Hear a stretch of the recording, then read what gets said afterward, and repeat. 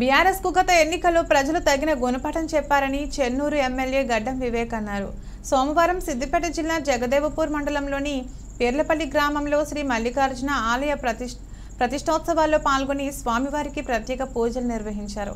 ఈ సందర్భంగా ఎమ్మెల్యే వివేక్ మాట్లాడుతూ రాష్ట్రంలో 10 ఏళ్ల పాటు బీఆర్ఎస్ రాక్షస పాలన చేస్తుందని గత ఎన్నికల్లో బీఆర్ఎస్ కు తెలంగాణ ప్రజలు తగిన గుణపాఠం చెప్పారన్నారు.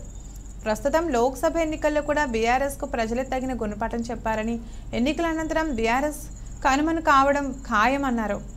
లోక్సభ ఎన్నికల్లో కాంగ్రెస్ ఎంపీ అభ్యర్థులను దీవించాలని స్వామివారిని మొక్కుకున్నట్లు తెలిపారు.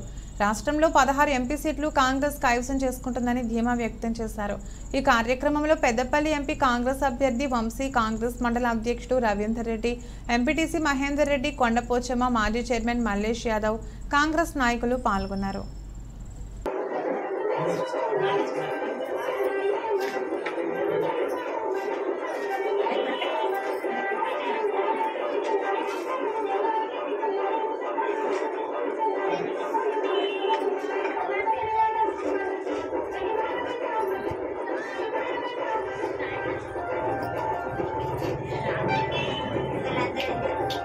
अभी कर दो उसको आए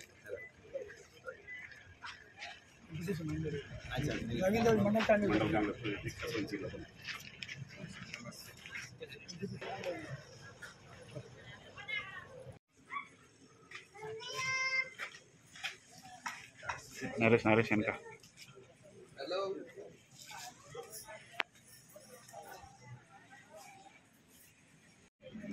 గజ్వేల్ నియోజకవర్గంలో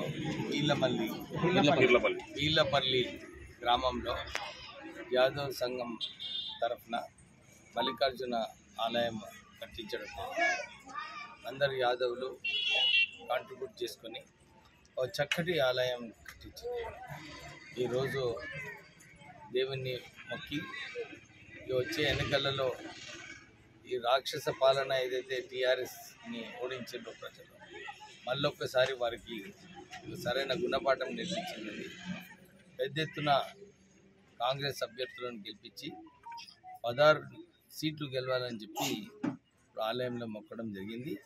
ప్రత్యేకంగా ఈ ఆలయ కమిటీ సభ్యులందరికీ కూడా కనకయ్య, ఐలయ్య, వీరేశం వాళ్ళందరికీ కూడా అభినందనలు చెప్పాలి.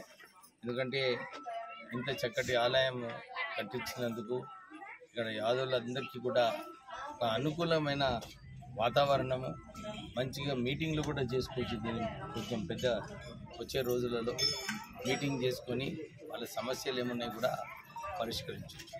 Thank you.